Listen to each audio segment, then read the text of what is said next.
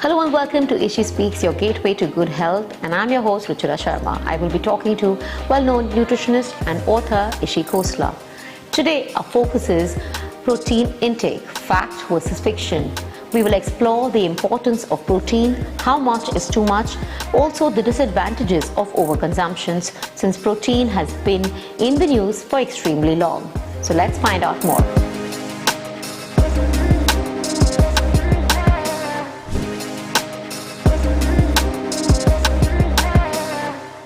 So welcome to the show, Ishi. Thank you, Ruchira. Thank you for having me. All right, so today our focus is a topic that is again very viral, and that is protein intake, and the focus is fact versus fiction. How much is too much? So take us through the right quantity of protein for an average male or female. Yes, I'm so glad that we are discussing this because I am appalled by the kind of questions that I'm asked and the kind of things that people are now doing to build up their protein intakes, and all of them are feeling that they're inadequate suddenly. So this maths has arisen from somewhere that, I need 80 grams or I need 60 grams or I'm going to the gym, so I need 100 grams, and it's just going more and more absurd. And very literate and very educated people are also falling prey to this, that suddenly they say, oh, I'm just eating this, so where's my protein coming from? So these are questions which I'm answering on a daily basis and trying to... With your clients. Yeah, and I'm trying to deal with it with patience because I understand that, people are genuinely interested in building up their health now, but somehow when we isolate a concept and a nutrient, for instance, and we can go horribly wrong.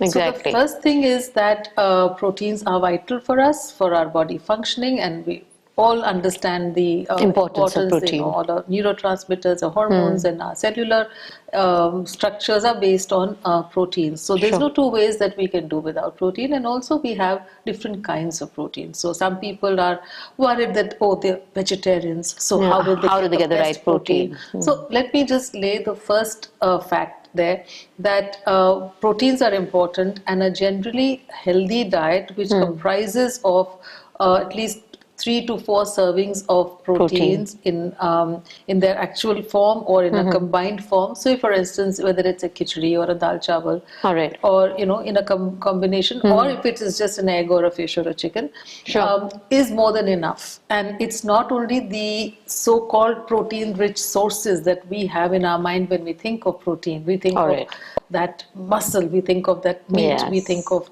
eggs, we think of lentils, we think of paneer, we think of... So proteins need not be coming only from those sources. Proteins can also come from plants, in the sense vegetables and nuts and seeds, and they are good. They do contribute a great deal.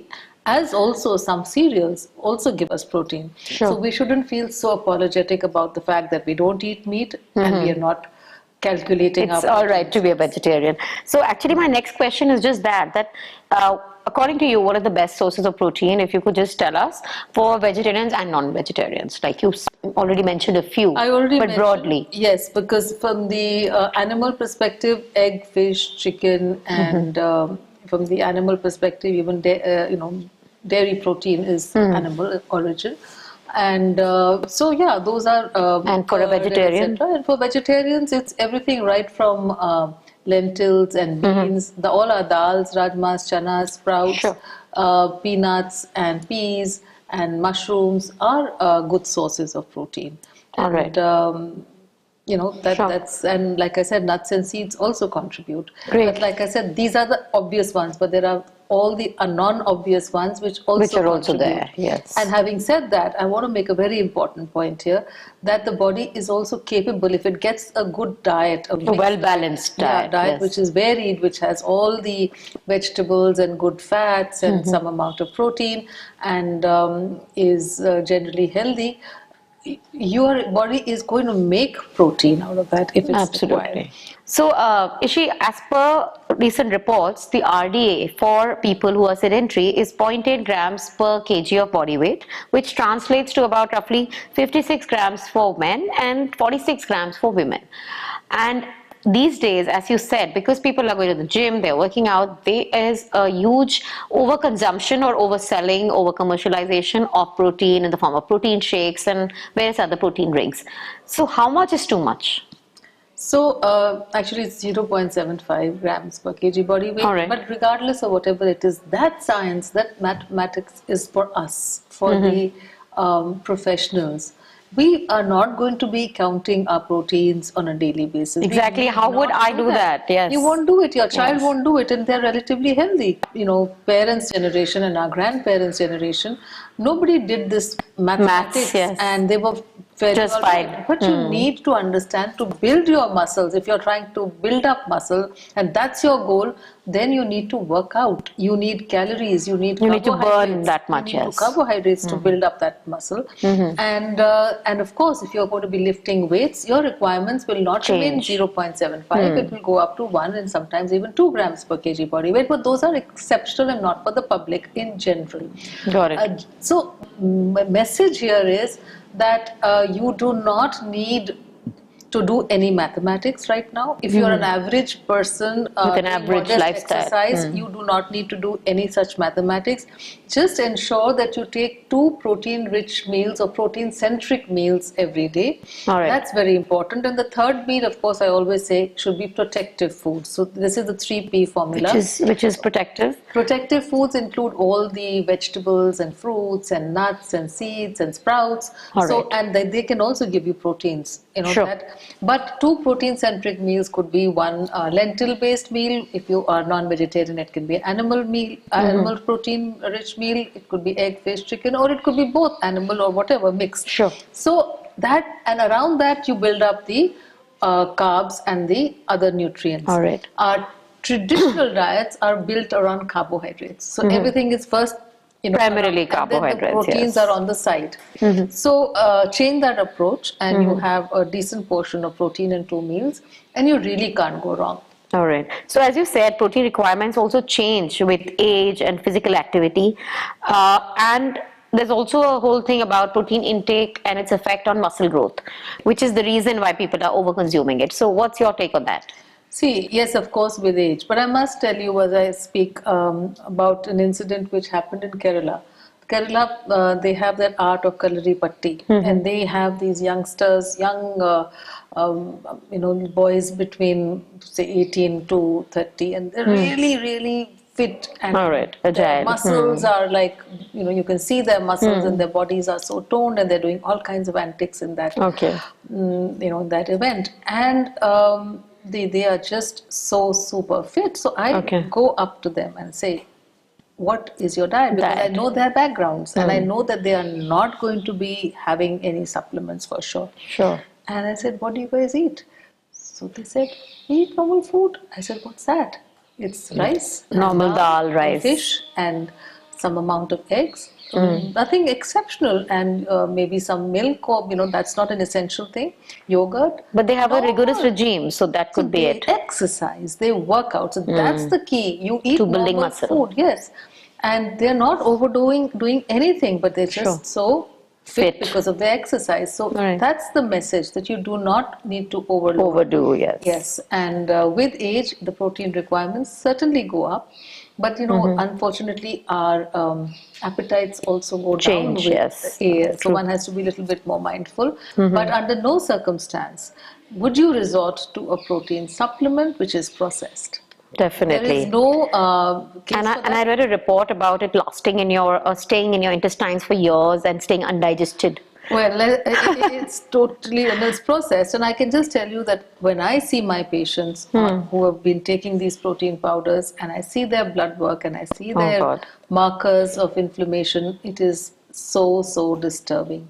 That these people are taking things to get fitter, and it's actually doing the opposite. A lot of damage, yes. Kidney functions are deranged, CRPs are elevated, and I have one patient who comes to my mind who was his fittest best at 32 when he was eating everything, all protein-centric meals and a supplement, and he Sure. was exercising his best, and he suffered a massive attack. This is about 10 years ago. Right. So, and he couldn't understand what happened. What happened, yes. So I was coming to that, there are tailored recommendation, as you said, for different groups based on their lifestyle, based on their needs. And of course, there are major implications of too much protein, and it puts a lot of impact on the kidney. So how does one get it right? Is there a mantra for people to just get their protein intake sorted? I think the first thing is to understand, I just said that earlier too, that the body is capable of making Its own muscle protein. and protein, synthesizing it, even with plant food. Sure. Plant food would mean just greens sometimes. Let's look at the animals whose meat we eat, for instance, the goat and the lamb. They are herbivorous. They Yes. don't eat any Protein, protein. yes. They don't drink milk. And they're just grazing. And yet their bodies are full of muscle. Yes. So let's get that clear first. Okay. And it's almost like saying that the cow drinks milk to produce milk. It doesn't. So the body has its own mechanisms. It's a fascinating machinery, and let's respect that. And let's not do our cerebral activity beyond a point, Sure. which can go horribly wrong. All The right. message is eat well, eat. Important message here is absorption. Today we are finding suboptimal levels of protein among people because their gut is not in good shape. All When your right. gut is compromised, we're not absorbing our The protein. proteins and nutrients, whether it's macronutrients or micronutrients. So how do I know if I'm absorbing my protein? Like if I'm taking my protein If you intake, have good how gut, do I know? well, if you exercise and you're eating decently and you're not making muscle, then there is a problem. If you're exercising decently And taking protein. and taking a normal food and making muscle, you're fine. That means All your right. body is absorbing it. Okay. So, but anybody who has chronic diseases today is going to have a compromised gut, and Sure. so we do see those malabsorption issues glaringly, and I guess that's why the need to for people to resort to supplements. Sure. So just before we wrap up, two quick questions. As per your experience, what is the impact of protein on, you talked about your patient, about heart health, bone health, and overall longevity? Because that's the reason why I think people are having protein, because they also think it will impact their longevity. So what's your take on I that? mean, if all I'm going to say is excess protein and protein supplements are neither going to improve your heart health or your longevity or your general health and well-being. It is the optimum amounts, and it's very difficult for anyone to compute Calculate, the optimum yes. amounts. So I just gave you the simplest Mantra. if you want to call it, the 3 P's that ensure that 2 protein-rich meals are there In a in day. your diet, and you put the other things, which is your grains, etc., according to your body's requirements of who you are, whether you want cereals once a day, twice a day, or thrice a day. But one meal should be rich in protective foods, because Okay. remember, proteins are acidic. Proteins can leach nutrients if you have too much. So that the Yes. science can go on, the mechanisms by which excess protein can be damaging. And it can do a lot of damage more than good. Yes, yes. So if it causes inflammation, if your gut is unhealthy, you're not, just too much of meat can make you so unhealthy in the Yes, gut. yes. So, and whether it's lentils or even beans, it can make you so, it can cause digestive upsets. It can make you very Alright. disturbed. So excessive intake of protein is counterproductive and need not be taken. But yes, do focus on protein, and most of us in the urban setting need to focus on proteins and vegetables and protective foods more than carbohydrates. And as you said, the right sources as And well. the right sources. All right. And make sure that your gut is in good shape to absorb it. So protein has to be balanced with the other essential nutrients. Oh, totally. All right. So one last question. There's also a theory about optimal timing and optimal order for protein consumption. Like there's a whole, lots of videos doing the rounds where you say that you first need to eat protein, and protein has to be eaten at a certain time. Is that true, or is that a myth? I would just make a very generic remark here that if you follow your circadian rhythm, your digestive power is the maximum in the In the first morning. in the first half of the day. Up to 6-7 till the sun is out, you digest well, and proteins are difficult to digest. Okay. So put those things in the In earlier that parts order. of the day, Okay. and in the evenings, later in the evenings, you can do the lighter foods and soups and the simpler foods. So yeah, synchronize it with The the circadian digestion, Okay. and you'll get the most out of it. And what about eating protein first in your meal and carbs last? That could be just because you want a feeling of satiety. Yes. It doesn't matter whether you have it first or last, but yes, you'll be fuller. Like we always say, start with a soup and a salad to give you that feeling of fullness. So most of us Fullness. are battling obesity, so Yes. hence that's probably the rationale behind it. Great. Thank you so much, Ishi, for this very enlightening episode. And clearly, people need to focus on the right amount of protein and not just go ballistic with protein shakes. That's for Just need sure. to eat smarter and Yes. not worry too much about the protein. Definitely. Thank you so much. Welcome. So clearly, protein intake is not just about as simple as it appears. One has to be extremely careful about overconsumption. So that's it on this episode of Ishi Speaks, and stay tuned and stay healthy.